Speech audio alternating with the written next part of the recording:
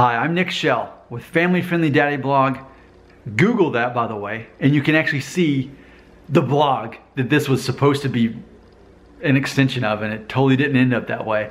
That's cool though, because I love talking about ethnicity and background and identity, celebrating the diversity. I love this stuff. I want to share a story with you today about my Mexican grandma. Now, she was born in America. She was born in Buffalo, New York, but her parents brought her here from Mexico, and I don't even know how to pronounce the name right. It's like Michoacan.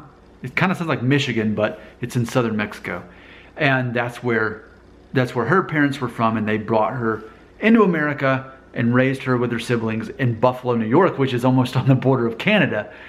That was quite. They literally traveled all the way across America and settled there.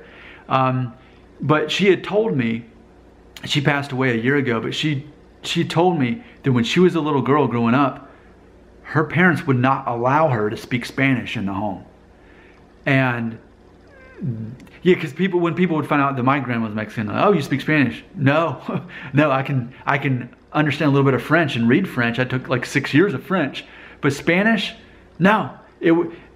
Despite having a truly, absolutely, undeniably Mexican grandma,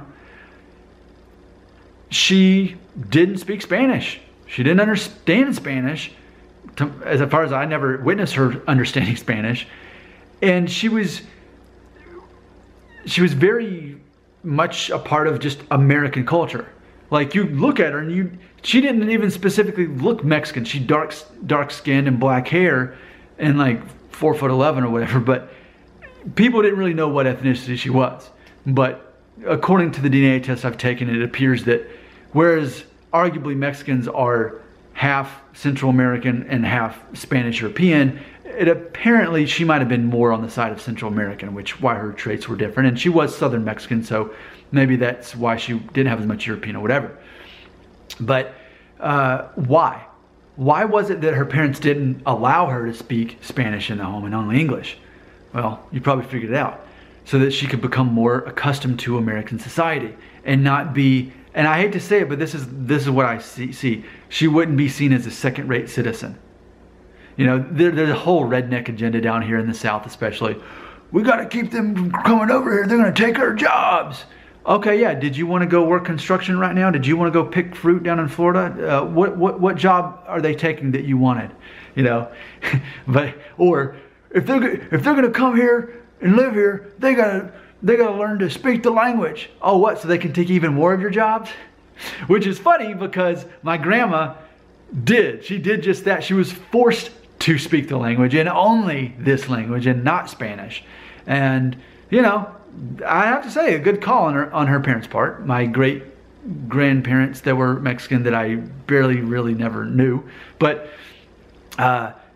where did that lead her in her life? Well, being someone, I mean, back then, I guess college education didn't matter as much. But you know, growing up, I'm guessing arguably poor in Buffalo, New York, at least below the middle income line or whatever. Either way though, it gave her opportunities. What were the opportunities? To marry someone who was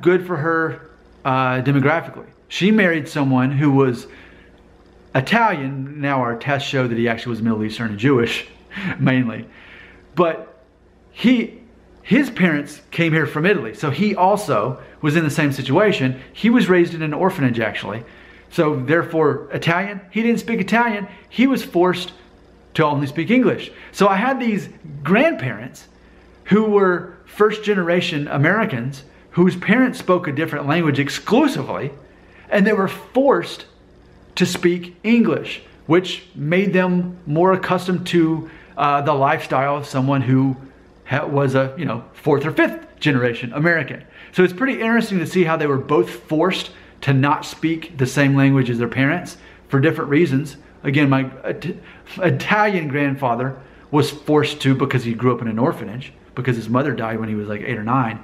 And then my Mexican grandma, her parents wanted her to speak English so she could have better opportunities. They married each other, and then I'm the grandchild product of that all happening. I can't deny the fact, though, Had they not been forced to speak English and only English, would I even exist? Would they have ever found each other? Would this would have ever worked? I would have to say no. I would say I would not exist. You wouldn't be watching this video now because I wouldn't exist. Because I only exist because ultimately the butterfly effect, I am a product of two first generation Americans who weren't allowed to speak English in their home. What do you think?